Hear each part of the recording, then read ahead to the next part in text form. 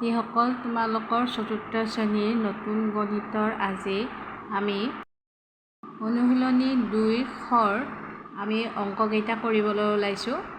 তোমালোকে অংকবোৰ ভালদৰে চাই ল'বা।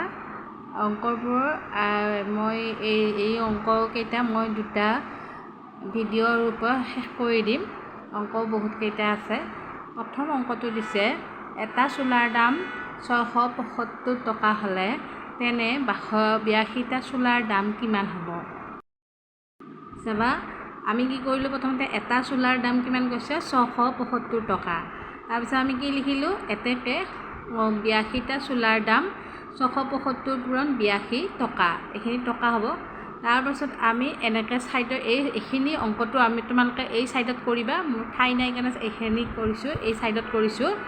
এতিয়া 675ক 2ৰে প্ৰথমতে কৰিলোঁ, 2ৰে কৰোঁতে আমি 1350 পালোঁ, আকৌ 8ৰে কৰিলোঁ। তোমালোকেতো জানাই চতুৰ্থ শ্ৰেণী, তোমালোকে এইদৰে পূৰণ কৰি এই শেষত যোগ কৰি উত্তৰটো আমি কিমান পাম, 55,350 টকা। তাৰমানে 82টা চোলাৰ দাম কিমান হ'ব, 55,350 টকা। 2 নম্বৰ অংকটো দিছে এখন ক্ৰিকেট বেটৰ দাম 1,450 টকা, তেনেকুৱা 5খন বেটৰ দাম কিমান হ'ব? আমি সমাধানটো এইদৰে কৰিম। এখন ক্ৰিকেট বেটৰ দাম 1,450 টকা, 5খন বেটৰ দাম সহজ তোমালোকৰ বাবে আমি পূৰণ কৰি দিলে 7,250 টকা পাই যাম। তাৰপিছৰ অংকটো দিছে গণিতৰ এখন কিতাপৰ দাম 75 টকা হ'লে 45খন কিতাপৰ মুঠ দাম কিমান হ'ব? এইটো বহুত টান নহয়। তোমালোকে এখন কিতাপৰ দামটো লিখি 45ৰে আমাৰ 75 আৰু 45 পূৰণ কৰিলে পাম 3,375 টকা। এইদৰে আমি এই অংকটো পাই যাম। তোমালোকে চাই ল'বা ভিডিঅ'টো লাহে লাহেকৈ। তাৰপাছত 4 নম্বৰটো হৈছে এটা কমলাৰ দাম 7 টকা হ'লে 18 যোৰ কমলাৰ দাম কিমান হ'ব? অংকটোতে আমাৰ দিয়া আছে এযোৰত 2টা। আমি সেইদৰে প্ৰথমতে সমাধান কৰাৰ আগতে আমি লিখি ল'ব লাগিব যে এযোৰত আমি পাওঁ 2টা, আৰু সেইদৰে 18 যোৰত পাম কি 18 পূৰণ 2 36টা। আৰু এতিয়া আমি লিখিম কি এটা কমলাৰ দাম 7 টকা হ'লে 36টা কমলা, এই 36টা পালোঁ যে 18 যোৰত 36টা কমলা, এইদৰে পূৰণ কৰি আমি কিমান পাম 252টা। বুজি পাইছানে? তোমালোকে বুজি পাবাই, চতুৰ্থ শ্ৰেণী উঠিছা যেতিয়া, নহয় জানো?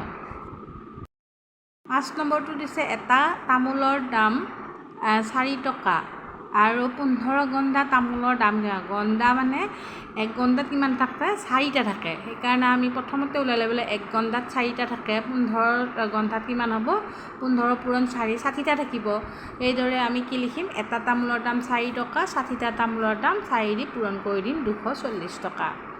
1 ডিষ্টা কাগজৰ দাম 18 টকা, 72 ৰিম কাগজৰ দাম কিমান? ইয়াতেও আকৌ আমি লিখি ল'ব 1 ৰিমত 20 ত্ৰিছটা।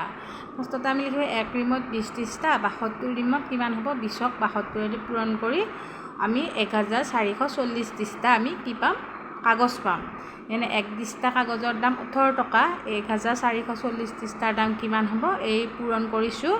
এয়া চোৱা, তোমালোকে 18 ভাগৰ নেওতাখন মুখস্থ থাকিলে এবাৰেই কৰিব পাৰিবা, তথাপিও তোমালোকক বুজিবৰ কাৰণে মই এতিয়া ভাঙি কৰিছোঁ, এবাৰ 8 এবাৰ 1 কিমান পালোঁ, 25,920 টকা।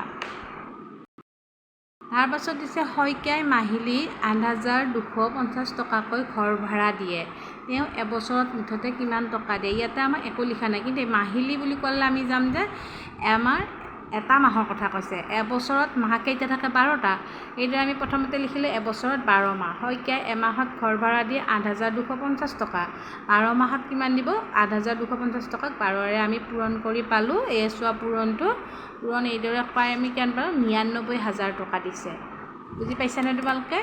তাৰপাছতো 8 নম্বৰটো প্ৰশ্নটো আমি অংকটো কৰিছোঁ। এটা কণীৰ দাম 7 টকা, এজন বেপাৰীয়ে 150 ডৰ্জন কণী কিনে, তেওঁ কিমান টকা খৰচ হ'ল? 1 ডৰ্জনত কেইটা থাকে, 12টা।